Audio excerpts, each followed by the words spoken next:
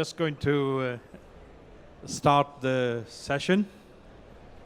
Again, we have a very distinguished international expert panel. The session's topic is leveraging C-UAS in the fight against crime and consideration for police and law enforcement agencies to bolster sea drone capabilities. And I have a pleasure of welcoming the panel, which I shall very quickly introduce. My left is Sergeant Keith Bennett. He is the Chief Pilot and Lead for West Midlands Police, UK. We have Sami Hätönen. He's a Superintendent and Expert Operational Command and Unmanned Aviation Police University in Finland. We have Saeid Alzahrani. He's a CTO and co-founder of SRB Aerial Systems. And we have Johansen, head of C-UAS, Norwegian National Police. So this is a truly international cast you have. So what I'd like to do is that start to ask individual panel members questions, but of course, you know, anybody is allowed to come in if they have points to make, and we'll try and make this an interactive session. And hopefully, if there is time, we will take questions from the floor. So I'd like to start with Saeid. Okay, Saeid, I know you have thoughts on the current kinetic measures versus non-kinetic measures. So for lay people like ourselves, what are kinetic measures and non-kinetic measures? And perhaps you can kick us off with some thoughts on those. Sure thing. So when it comes to kinetic measures, it means that you should have physical contact with the threat, and that's typically done by smart munitions. It could be loitering munitions. It could be laser weapons. And they call them sometimes hard kill measures. On the other hand, when it comes to non-kinetic, they are typically soft kill measures. That means jamming, spoofing, sometimes other methods. But I believe that non-kinetic measures or soft kill measures will not be sustainable down the road, will not be effective, because UAV threats are growing really fast, and they're basically harder to spoof. They will be harder to jam. For example, most of the existing commercial off-the-shelf drones, they have waypoint navigation. The threats that we got from Yemen and Saudi Arabia, even here in UAE, they're waypoint guided. There's no real-time communication between a ground station and the UAV. Therefore, it's considered as non-RF emitting threat. And therefore, jamming is not going to work. On the other hand, you got basically anti-spoofing. And most of these UAVs, especially the military class, they have anti-jamming systems. They have something called 4-element CRPA antennas, and there's no way to spoof it, period. And that's already proven in Saudi, it's already proven here, it's already proven in Ukraine right now. And potentially those technologies will basically evolve, they will become cheaper, and most of the commercial off-the-shelf UAVs will have anti-spoofing as well. Plus, you add to that autonomy. So most of those UAVs now, they have a bunch of sensors that allow them to autonomously navigate around infrastructures or structures, and they will be able to navigate in what they call GPS-denied environments, which typically they are densely EW environments, and therefore all of these non-kinetic measures will not really work. So these fancy-looking guns, those fancy-looking jammers will not be effective down the road. The right path, I guess, in the future will be for kinetic measures. As our colleague from Israel said, kinetic will be the future. We're talking about different solutions, starting from simple stuff like air-launched nets, like the one from Fortum Technologies or the Israeli company here. I saw that solution. It's very simple. Once you detect the threat, which is the hardest part, then you basically get a very small drone there. It launches a net. It catches that threat. But that threat has to be either Group 1 or Group 2 US. Group 1 means under 9 kg. Group 2 means under 25 kg. And that's typically the hobbyist grade level. But when you go higher, like Group 3 US, like Sammat, Kasif, Shahid, 136 and 131, those nets will not work. You will have to have something that is really fast, that has the capability to maneuver, and typically it has a warhead, such as Coyote from Raytheon, which is basically a kinetic ground launch measure. At SRB, we're working on an air launch solution. So a mothership that flies in there, it has an EON IR camera, it has a 3D radar. It just do a typical patrolling mission. And if it detects a threat, it will basically engage it by air launching small loitering munition that is so fast, it uses a jet power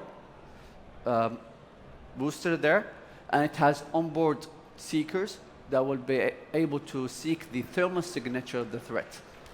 So that's, I believe, the future. On the other hand, when it comes to other kinetic measures like laser weapons, we see the hype, everybody's saying, oh, laser, but I believe that they're not mature yet, plus they require a lot of power to operate.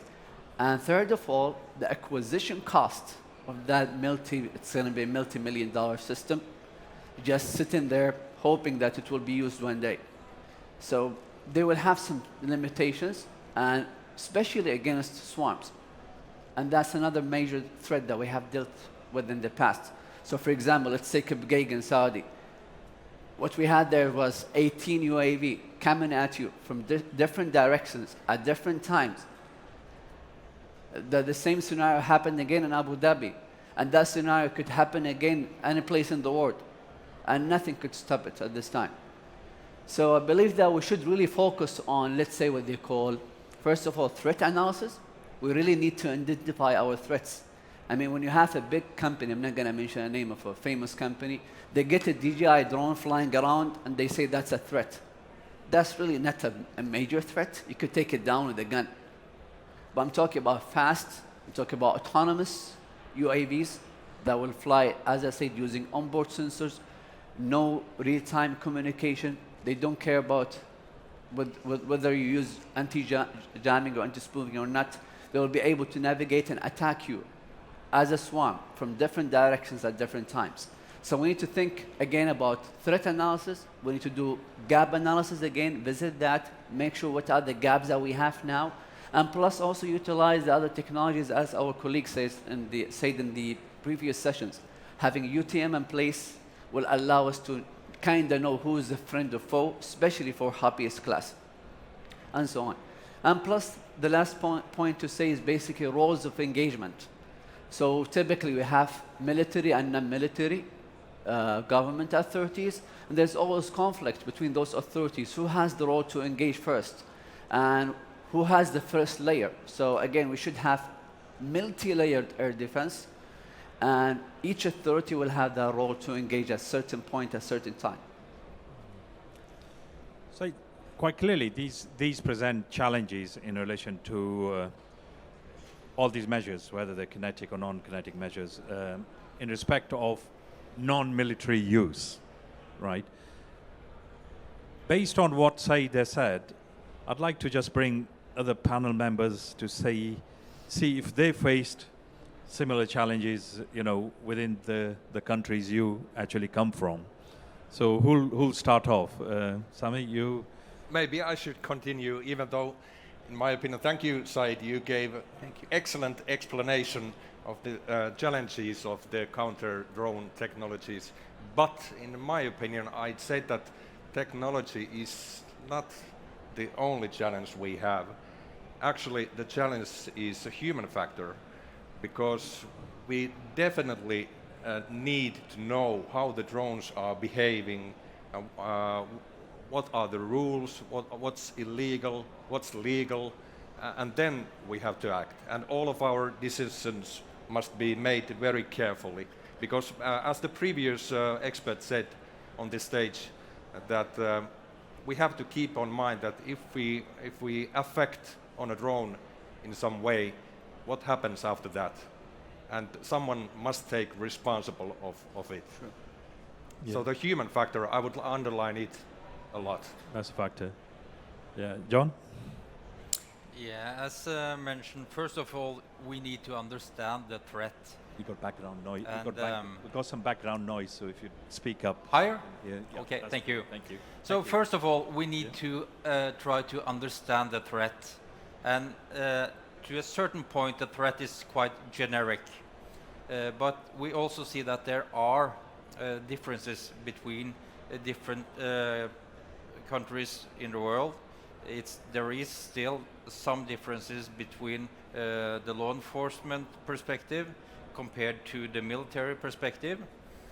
And from what we have learned back in Norway is that we first need to understand the threat.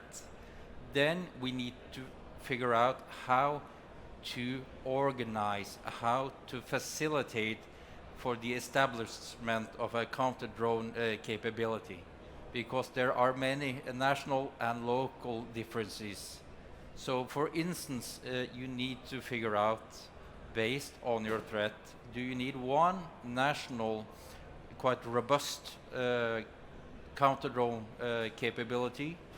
Would you rather prefer to have less detection and countermeasure capabilities, but you would like to have it more shadowed out throughout the country or the police district? And again, of course, all based on the threat. And there are, as mentioned, there are no silver bullets out there. The drones we're facing, they are becoming more and more resilient, which making the countermeasure part much more difficult. Another big challenge for us is to see, as mentioned, we are moving from the soft kill towards the hard kill. But for me as a police officer in Norway, there are only so many kinetic countermeasures I can deploy, because it has something to do about not only regulations, but it's the area which you are operating in. So I think that even though in many cases jammer rifles, they are still working today, but we do see that in the near future we need to figure out some other ways or other means in order to address the threat posed by drones. And then we need to be open-minded, having to look into every different kind of technology possibilities in order to see how we can continue to detect and mitigate hostile drones in the future. Yeah, thanks for that. Keith, you want to add anything? Yeah, we've been kind of very busy in the West Midlands over the last few years. So I am a counter-drone tactical advisor. I have a team of tactical UAV counter-drone operatives. We've had the Commonwealth Games, which was the world's biggest sports day in Birmingham. 14 venues to protect. We had the political Conservative Party conference that we had to protect. And we also deploy to our football games and anywhere where drones can basically be used for bad things.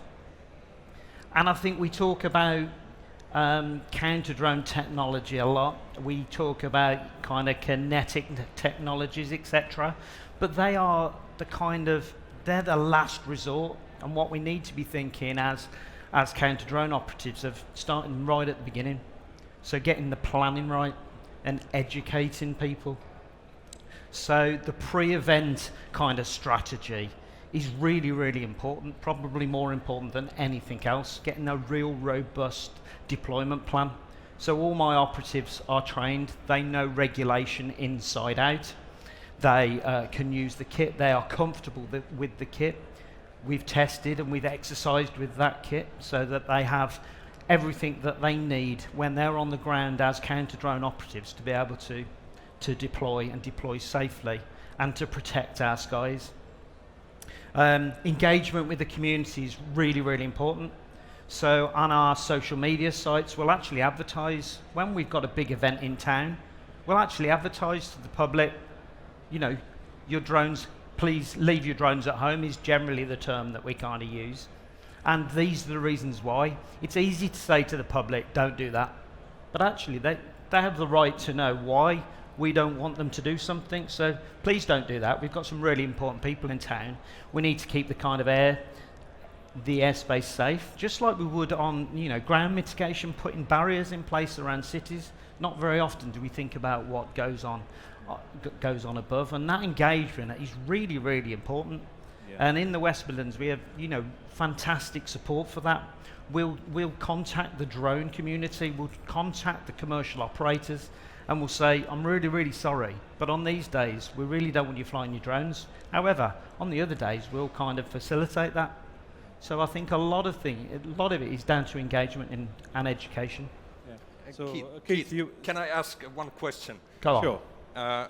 We have warned our hobbyists not to fly on certain temporary restricted areas. We have put on Twitter that do not fly or we fine you. Okay. And we find you and then we fine you. Okay. And it works. Yeah, it really does. I'll give you an example. During the Commonwealth Games, we had a restricted airspace around the whole of the West Midlands. That's a big protected airspace. And I'd got 5 intercept teams on the ground to basically deploy to any sightings or any activations on our DTI equipment. Now, during the 2 weeks, we had 227 people fly within the restricted airspace. And we actually got to 97 of them, which, considering the size of the area, I think it's pretty good. When you talk about a battery of a drone, you've got 20 minutes tops to get to them, haven't we, for a hobbyist drone. So my officers spent time with every single person that we engaged with.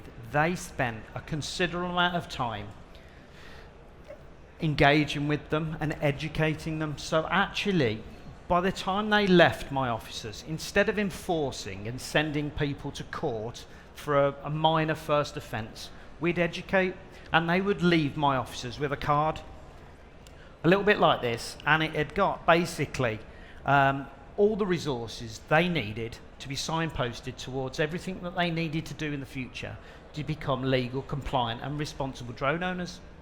Now, it's really interesting because the example, 97, we've not seen those people again. So instead of jamming up and clogging up our court systems, actually that education's worked. Excellent. So, Keith, you've talked about education. Sami, you've talked about the human aspects of it. I'd like to just come back, and they're absolutely crucial. I'd like to come back to Saeid. Saeid, you mentioned, threat assessment, and John, you have mentioned as well. And you mentioned the word swarm, right? Can you just explain swarm and the threats and the challenges? Sure. Because you, in a non-military scenario, can that happen? And if it happens, what's your thoughts on that? Well, yeah, so again, I think the threat definition differs from what they have in Europe and what we have here. So he is, for example, talking about DJI drones flying around. That's for us in Saudi, it's not a major threat because typically those flights, they will take a place in a very restricted airspace. And if we have any random UAV flying around, they will just shoot it down, period. So that's the case. So the threat that we think of is basically what we've been dealing with since 2017. We have had a major success rate with the interceptions, even though most of these interceptions were really expensive. But that's when it comes to the military side. If we're talking about non-military, we have had some incidents when some DJI drones were used to smuggle some stuff to jails or stuff like that, which is typically the case in the US and around the world. And we had those anti-jamming in place. But again, as our colleague also from Israel said, there are limitations on when you're going to use them, especially if you're around critical infrastructures, airports, high sensitive locations. You cannot really use jammers all the time. So that's a major issue with them. So again, the third definition, what I mean by threat, especially in this region, is what we are getting from Yemen. So they call them non-RF emitting or dark drones, waypoint guided, and they have anti-spoofing, anti-jamming systems already on board. Yeah. When it comes to swarms, so there are two different types of swarms, I would say. There's what they call asymmetric swarm and symmetric swarm.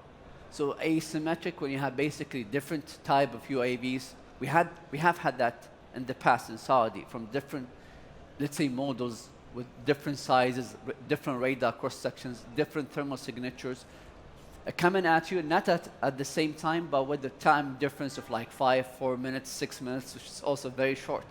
We had that accident in the past, and our systems, especially the hard kill, I'm talking about PAC-3 missiles, I'm talking about Skyguard, were able to shoot most of them down.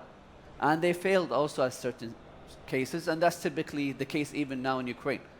When we're talking about symmetric swarm, that was never done in the past. Even what we had in the Bgeg was asymmetric. If you check the history, it was like a few minutes between the first, the second, the third wave. And if we have that now, even with commercial off-the-shelf UAVs coming at you from different directions, as long as they fly autonomous and there's no operators and they have those onboard sensors allowing them to fly autonomously, I would really see how the existing counter-UAS systems will deal with them. Yeah. So that's the threat in relation to high-end. Sami, from your perspective, what has been the major threat, and what is the toolkit that you've used in terms of actually dealing with that threats using drones, etc.? And this is almost in like daily policing scenarios. Yes, I would ask a question from all of us. How real is the drone threat? Everyone is speaking about it, but how real is it? So we must do a very careful risk assessment, and then as a result, we have to think what we do.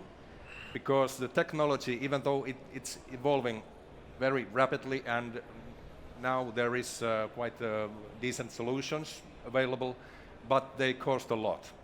And for a police organization, we are typically not very rich organizations, and we need funding for different kind of purposes. Sure. So what is clever? What we need to do to maintain the security and safety. But for everyday police work, I'd say that there is no problem, at least in Finland.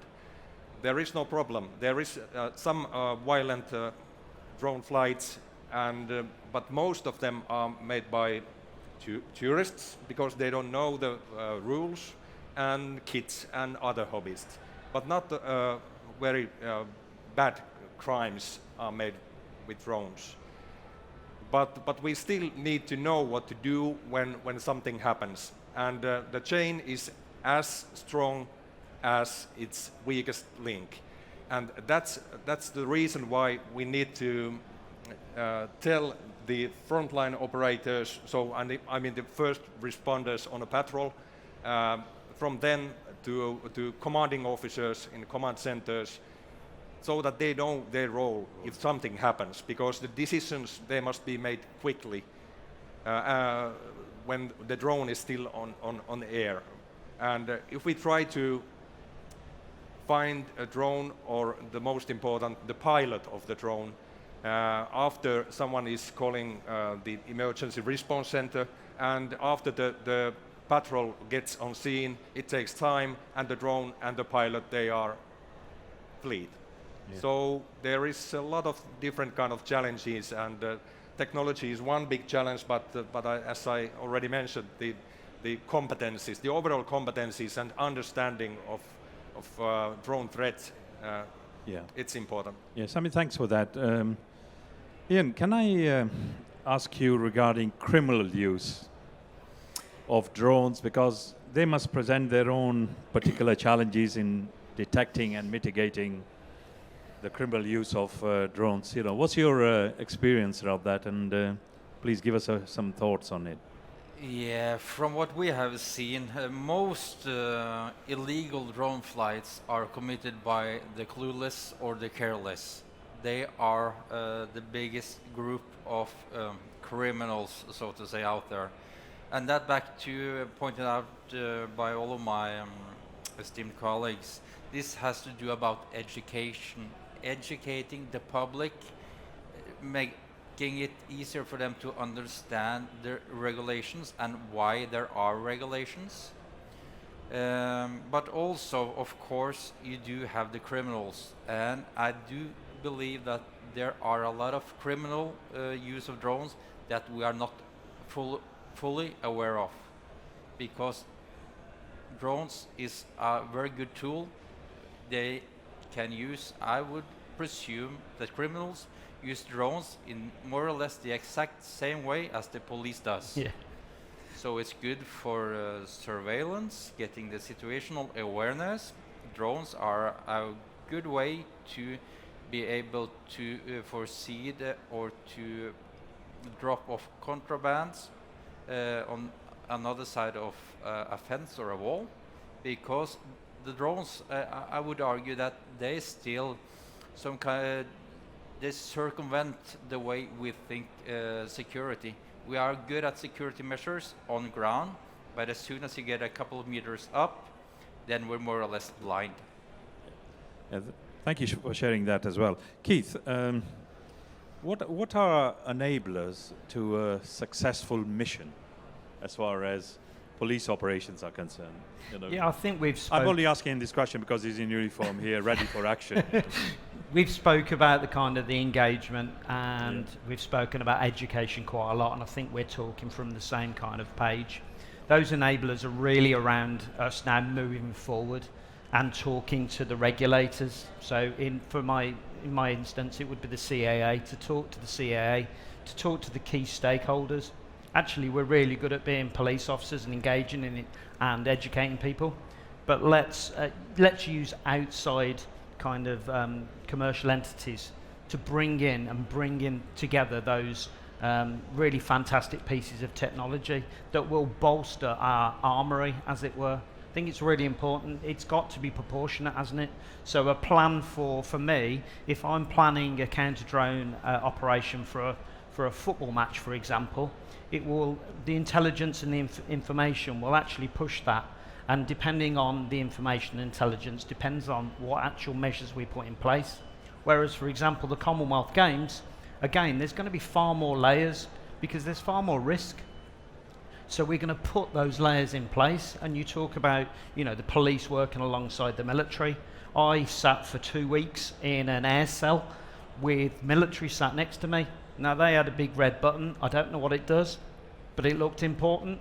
And I know that if the wheel really fell off, my partners in the military would be able to press that button. I wasn't allowed anywhere near it. But we didn't have to press the button, thankfully. But, we dealt with it. We dealt with it in a policing way. But there was layers. And if I needed to pass it over to somebody else because I hadn't got that, that technical ability to do other things, I would give it to them. Yeah. But one of the things nobody has actually mentioned so far is the part social media can play. Mentioned it. I mentioned Twitter. Yeah, oh, you mentioned Twitter. Sorry, We my love apologies, Twitter. I missed it. So, surely what part can social media play in ensuring safer skies?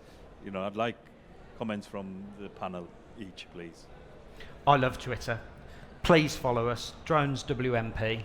We're out there. We've got 18,000 followers, and I think it's really important. Counter drones is just half of my job. My other half is actually leading a team of 40 officers working 24/7. The drones for good. So we deploy to missing people, we deploy to crimes in progress, and actually we celebrate everything we do on Twitter without giving our kind of tactics away, because that's not what we want. But actually, it's really important for that public acceptance, for them to know what actually we do and why we're doing it. And there has been a change in the 4 years that I've been leading the team. It's gone from having, you have a few negative comments on Twitter, why are you spying on us? The word spy is used a lot. And we try and answer those questions as honestly and transparently as we can. And actually, there's been a real change. And, we put posts on every day. You'll see we put videos on, we put everything we can to share and celebrate. Very few times we get negative comments. And actually, if we do, the public self-police and actually tell people, leave the West Midlands Police alone. They're actually doing this to save life, to protect life, to detect and prevent crime. So social media is huge, and if we can educate counter drones on there, so we're telling people what the regulations are, but also telling them what will happen if you breach those regulations, and I think that is really important because we are the police. Yeah. Any other comments? That was very well said. Very well said. Okay. Yeah, quit In a while nutshell, you're on the top. the whole truth. I'm so sorry. Excellent. Please, Zain. Just to put in that what we also experience, especially when it comes to the senseless and the careless, they don't read like notice to airmen. They don't know where to find information about where they are allowed to fly or not.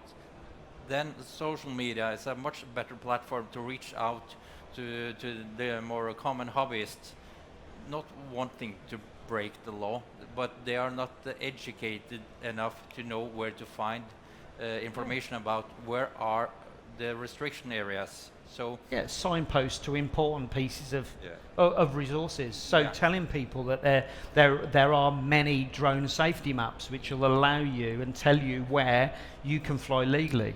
and they are much easier to reach these pilots using social media rather than the more formal ways of communication. Yeah, absolutely. Maybe it's also connecting the social media platforms with some softwares out there already, as he said, available. So, for example, there's an app called AirMap. There are some other softwares. They're more of a UTM solution, but they will give you no-fly zones. Where are the no-fly zones? And if there's a restricted airspace, you will see it there. But most of the, let's say, the users, especially the hobbyists, they don't really know about that. And we have, for example, in Saudi, we have Part 27 in place. It says you cannot fly for cars, you cannot fly for buildings. And you see those hobbyists, they fly for cars, they fly for buildings, and they don't really know that the regulation says you cannot fly for cars and buildings. So that awareness part should be really a key important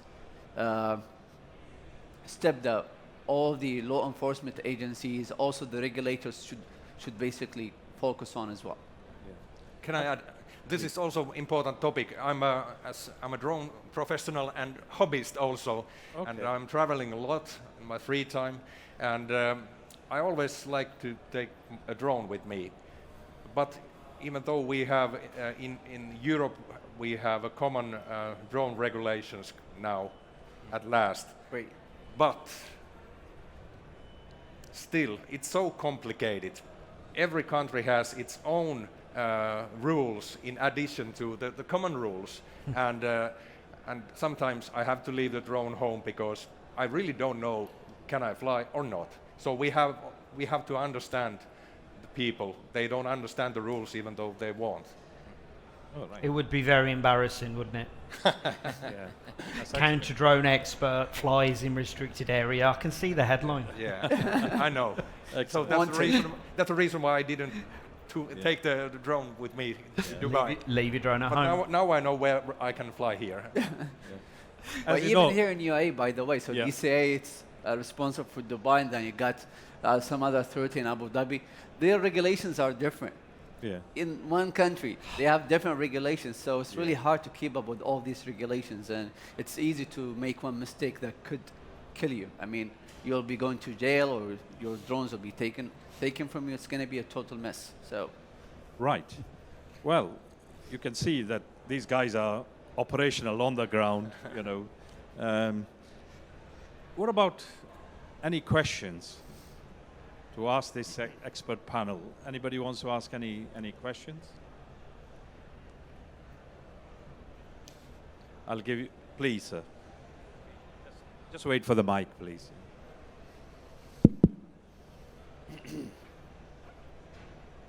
I just have a question about the upcoming future. Do you think that maybe in, let's say, 5-10 years, that all drones are going to be autonomous? No person will actually be driving his own drone in the future? Right. who should answer that? Let's start with you, and then we'll Oh ask gosh. others. Okay. Well, honestly, Predict the future. Autonomy is taking over everything. I mean, of course, the regulations now in USA, like FAA, also Saudi, most parts of the world, they say you have to have that man in the loop. So the operator should be there. But the operator could fly 5, 10, 15 or more UAVs down the road. You know, they will be fully autonomous, but you have to have that man in the loop.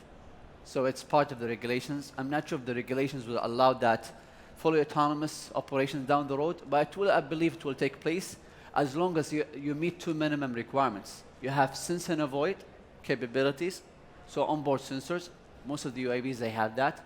Plus, you have to have recovery systems. And I mean by that, just a small parachute, just in case if something goes off. But I think that would be the future. Okay. Ian, Yeah, any- just see if you go 10 years back in time, where were the drones then and where are we today? So I would say within 5 to 10 years we will see the drone technology just not exploding, but we will see so many new changes over just for the next couple of years. We will have 4G, 5G drones, even more resilient, and for the next 5 to 10 years, yeah, for sure. Sami, any point you want to make? Yes. It's like a phenomena, this using drones and anti-drones and this and but I'd say I've always liked the comparison to traditional vehicles and road traffic, because we have rules like in road traffic and for using unmanned vehicles. There's different kind of technology, different sizes of drones, different purposes. Some of them will be autonomous, some not. So the answer is no, they won't be autonomous. There will be different kind of drones. Yeah. Ian, you Yeah, want I to think the technology that we've got is fantastic. Every day when I go to the office and look at the fantastic technology in front of me, you know, it's a real gift to be working, you know, with this technology right now. I joined the police in 1994. I don't look old enough, do I? Say no. And, you know, if I could zoom forward, you know, I would never have thought 29 years ago that I would be flying a small drone in police service. It was And just they pay science. for it. They pay and for it. they actually pay me to do it. But the technology is fantastic. It's moving on so quickly that regulation just can't keep up. And that's certainly within the UK. So the technology is already there for them to be flying far further than line of sight and to be flying autonomously. And I think it's part of our responsibility to help that and move that along and work with the regulators and show them the use cases. This is why we need to do that. I thought, you know, a couple of years ago when I started the project, the helicopter are going to really hate me. You know, am I taking their work? But actually we're not. We work in harmony. We do things that the helicopter can't. The helicopter do things that we can't. For example, we can't follow vehicles at long distances because we've got the line of sight. But it's coming. It will come. It's just going to take a little bit of time because, quite rightly, we need to put a lot of time and we need to put a lot of investment to ensure that we've got those detect and avoid capabilities, the UTM, and everything that sits there to make our skies safe and make sure one doesn't either come out the sky and hit us on the head or hits a manned aircraft. I'm a novice in this, and but I'm thinking, on the ground you have virtual policing taking place, you've got robotics taking place, you've got now the drones that are expanding, and I've heard people talk about air taxis and all that. I wonder what the integration of that, and then you bring in AI behind it and everything else, you know. I'm just wondering whether, you know, it would happen quicker than we think, but what the integration of that could produce, really, for policing in the future. Right. Any other question? Please. Sorry. I'll try and take both, if you don't mind. And short answers. Yeah. Thank you very much for the fantastic discussion. So I'm an academic working in robotics and drone area for 15 years. So I have just a quick question regarding the technological aspect. So there are a lot of anti-drone technology at the moment based on the jamming the GPS and then communication signal. But there have been a lot of progress in the like a vision-based navigation is getting mature. So do you think we can still make it blind? So I already mentioned that. So though most of the upcoming UAVs, they are They are designed to fly using onboard sensors with stereo vision, LiDAR, cameras, and they will 3D LiDAR, and that will allow them to navigate autonomously without basically having to rely on an operator or real-time command and control. They don't even need GPS to fly around. And if that takes place, then all of these existing soft kill measures, jamming, spoofing, will not work. Thank you. Last question, please, because we're running out of time. There's one there, please.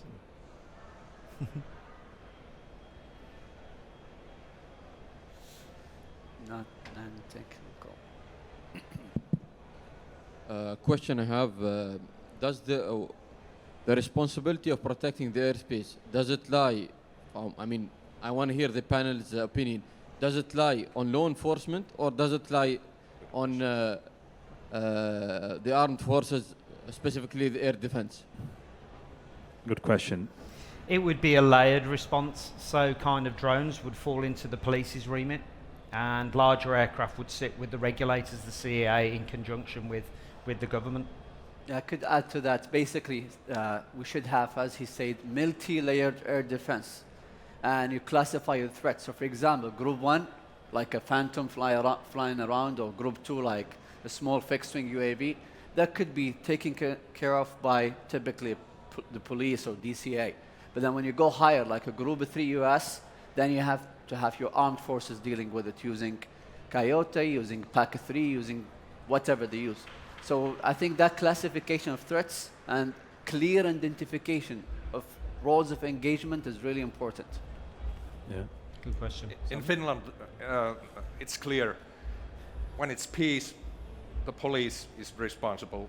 When it's war, the military is responsible. Yeah. Having been in CT command positions in relation to tiered response, the issue is often of decision making. When do you make that decision? Who makes it? Who takes the accountability? Yeah. And the aspect about joint working and joint exercising and looking at kind of all the contingencies around scenarios. But I can see what you're saying in terms of tiered response, because police as a community service, community security service, not sure would want to do the very hard side which the military or infrastructure defense should do. Thank you very much. Thank you. You've been great. Thank you. Panel has been responsive. Brilliant. Thank you. Have a good